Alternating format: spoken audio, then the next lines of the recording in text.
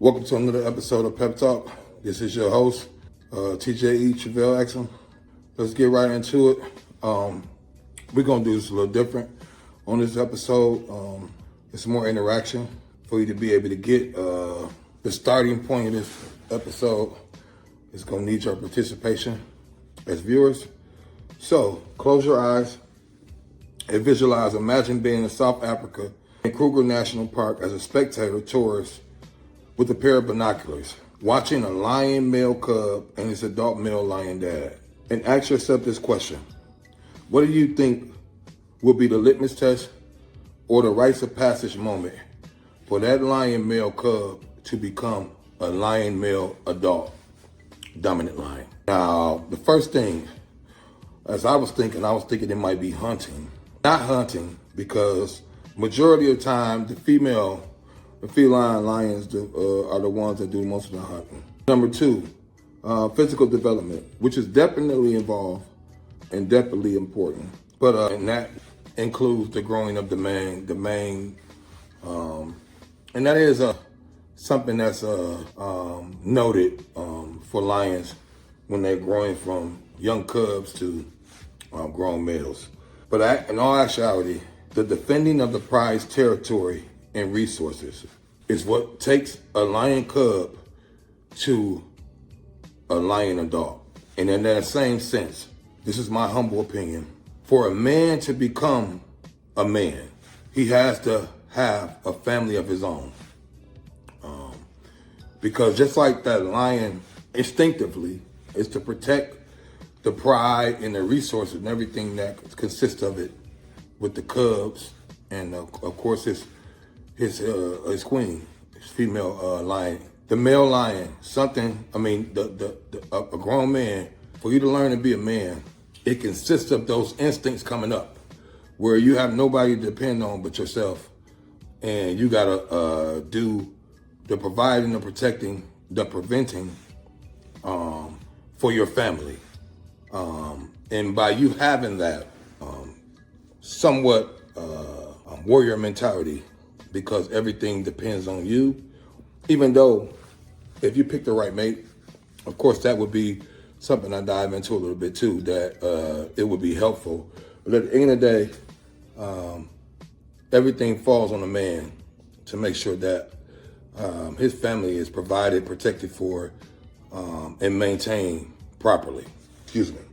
There are 5 things that I want to comment on that are very important and are the essence of a man. And once again, too, I have to say this, I shouldn't say once again, the name of this episode is What is a Man? So we're discovering a little bit and diving into some things. But the first thing that I will mention, a man needs to love himself and have a relationship with God. Therefore, he can find his purpose. Because that's the most important thing about if a man is on the right track or not. If he's in tune with himself and he has found his purpose, then he will be able to move properly and strategically when building his family. And he will be able to give the right amount of resources and the right amount of himself to his family in a healthy manner. That is number one. Loving yourself, having a relationship with God, and finding your purpose, being in tune with yourself. Number 2, and this is a lost art in our world today, and I think that men have gotten into somewhat of a pitching match with women because women aren't as accountable as men. But accountability is a second one I want to talk about. But I will say this is not a bad thing towards women or a bashing thing. It's just that with the equality effect in the world and how things are going, I think it has caused men to do too much back and forth with women. And we should just worry about us. Of course, you got to worry about the partner that you choose and hope that you're picking correctly. And I'm going to get into that a little bit as I go on through these few steps that I got written down. But accountability for a man, we have to be accountable. There is no, now if you are a real man, you have to be accountable. Now, if you haven't grown into a man yet, and that has nothing to do with your age, or your size. It's about the ability to give those things that we're born with, be leaders, to provide and protect, to prevent things that I learned from my brother earlier. But it has nothing, like I said, it has nothing to do with your age or your size or anything like that. It's about the ability to be accountable. Because at the end of the day, let's just say you got a house, you got a couple kids, and you got a wife, and you're the man in the house. Regardless of the mistakes that your wife might make or your kids might make, whatever may be the case, when something has to be done, it's on that man to take care of that. For instance, if your wife gets into a bind and she doesn't tell you right away, and she gets behind on a bill that she's supposed to take care of, you may be upset, y'all may have words, you may have something to say to her, whatever may be the case. But at the end of the day, it's up for that man to take care of that because he is accountable for that household. Now, everything is not a perfect science. So sometimes it's a back and forth in the household where the woman is providing financially and so on, and she's helping in too or whatever. But a man should be a leader of the household. That doesn't mean that that woman is not as important. I'm not saying that. But what I'm saying is that maybe I'm old school a little bit in that manner, but I think a man should be a leader and should make decisions. Now, for instance, if you are married and your woman is better at numbers than you are, then she should have some strong input. And she should make some decisions, but she should counsel with you as far as y'all make it together because you are the man in the house. But it's okay for a man to allow his wife to be helpful or his partner to be helpful in that manner. But I think that a man should always be a leader. And sometimes being a leader is knowing when you need to step aside and allow someone make the best decision possible for the household. But all in all, man should be leading. So accountability is a major thing that we have to take, regardless if we're upset about it or whatever may be the case. That's part of being a man. Third, integrity. A man has to have personal honesty. He has to be honest with himself. If he can't be honest with himself, he can't be honest with his kids, with his wife, or anybody else in the world. And that is very important because sometimes as men, we make mistakes or we do things that we overreact about things, or we are too aggressive in certain areas, or trying to be too masculine and feeding into a lot of society stereotypes and so on. And it's something that we could just be self-reflect and have that integrity, that personal honesty, that we'll be able to solve a lot of problems without them going haywire. And I think that's what we should do, because we should be trying to be the best for our families, being that rock. And if you choose the right partner, your partner will make sure that they give you the space, the peace, and so on that you need. So it won't be like that everything is on you, but at the same time, that's the mentality that you need to have, because at the end of the day, man got to get it done. The essence of a man, the whole compass of that word, it's about handling business and about taking care of things. So integrity is very important. And if you can't be honest with yourself, first and foremost, you're not going to be honest with anybody else. I'll say that again. And on top of that, sometimes we have to self-reflect, because we make mistakes and we do things wrong or don't do things according to the way that we should have. So by having integrity and being able to tell yourself, and be honest about it, you permeate that throughout the household. And whether your wife or your kids will ever tell you that, they appreciate that. Integrity is very important with that. And number 4, emotional intelligence. A man must have emotional intelligence with a family. For one, he has to be able to balance his woman and not to bicker with her or go back and forth with her, but be able to know, be in tune with his woman and know when she may be in a place where she's feeling a little bit more emotional or trying to communicate things in ways that maybe we don't take the time to listen to, and we just react emotionally, which we're not supposed to. But sometimes things happen. But a man should have emotional intelligence because they have to be able to nurture, care for his woman or his wife and his kids properly, and give them a safe place that they know that they're not feared or scared to open up when need be. With emotional intelligence, a man knows what buttons to push, when to be vulnerable, when to have a little sternness, and so on. So emotional intelligence is very important.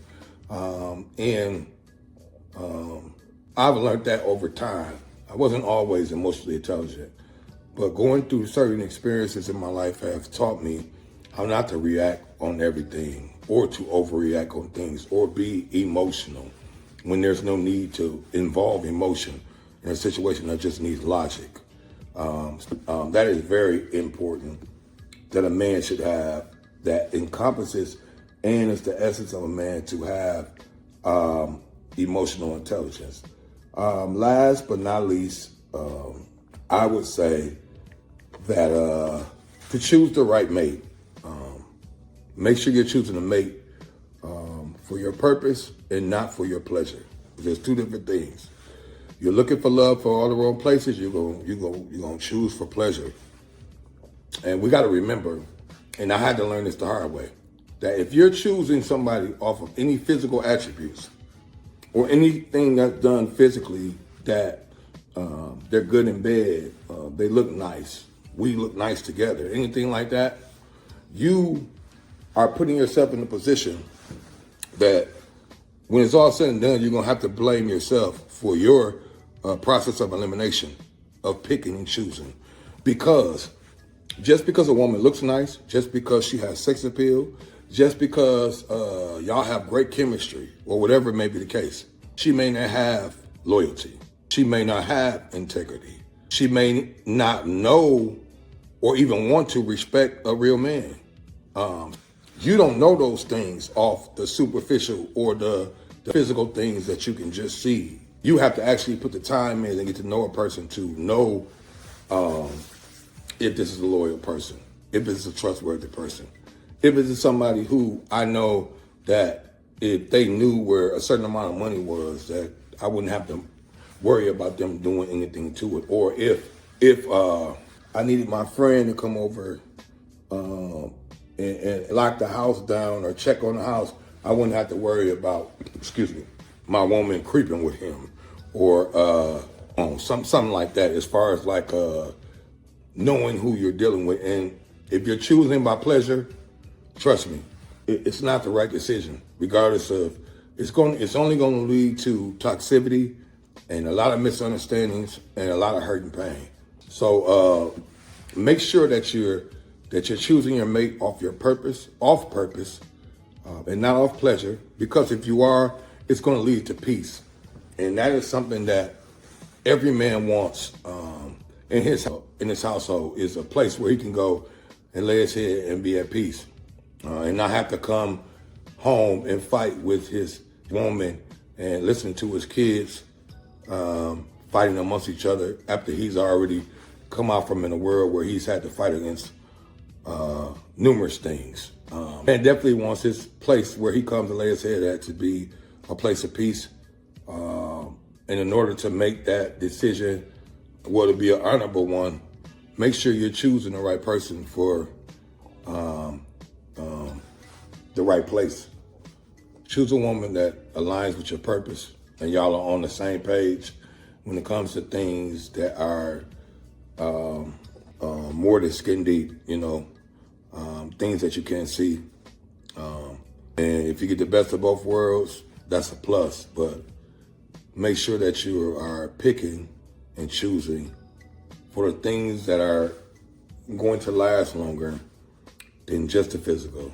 Another thing I wanted to add on is to what is a man, is that in a society that tells men how they should feel and what they should do, I think men have to find a place for their mental sanity and their mental health to be vulnerable. And hopefully, you know, your home where your wife, your life partner, your best friend, hopefully, you can be vulnerable with that person, because that's the best thing, that you can have a best friend and the person that you actually being romantic and personal with. Because that's really what it's all about. When I choose and I get my wife, I want her to be my best friend, because I really don't deal with a lot of people.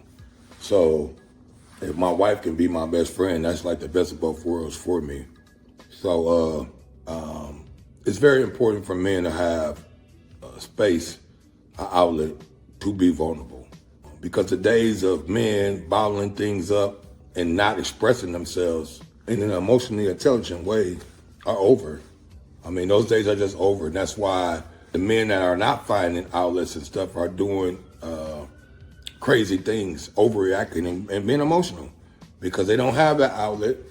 And because they're not emotionally intelligent enough, they react emotionally and do things that they probably regret.